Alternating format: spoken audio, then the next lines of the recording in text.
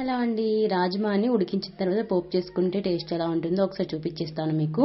So మన Telangana side అయితే వీటిని బొబ్బరు పప్పు అని కూడా పిలుస్తారు. సో ఇటు సైడ్ అయితే రాజ్మా అంటారు అనమాట హిందీలో. వాటితే పోపు చేస్తున్నాను, ఉడికించుకున్నాను ఫస్ట్ అయితే. తర్వాత ఆయిల్ పెట్టేసుకుని ఆయిల్ వేడెక్కిన తర్వాత కొంచెం ఆవాలు, జీలకర్ర, ఒక చిన్న ఆనియన్ అండ్ ఒక 2-3 మిర్చి, కొంచెం ఎల్లిపాయ ముద్ద వేసేసుకొని కొంచెం వేగిపోయిన తర్వాత టమాటాలు వేసి కొంచెం సాల్ట్ వేసేసుకొని కొంచెం పసుపు కూడా యాడ్ చేసేసుకోవాలి.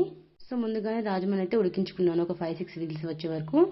మొత్తం మెత్తగా ఉడికిపోయిన తర్వాత తీసేసుకొని దీనిలో వేసేసుకొని మొత్తం మిక్స్ చేసుకొని లాస్ట్లో కొంచెం ధనియా పౌడర్ వేసేసుకొని కొంచెం లైట్గా కొత్తిమీర యాడ్ చేసుకుంటే యమ్మీ అండ్ టేస్టీ రాజ్మా అయితే రెడీ అయిపోతుంది అనమాట. సో ఇలా గిన్నెలో సర్వ్ చేసేసుకుని తినేయడమే ఇంకా.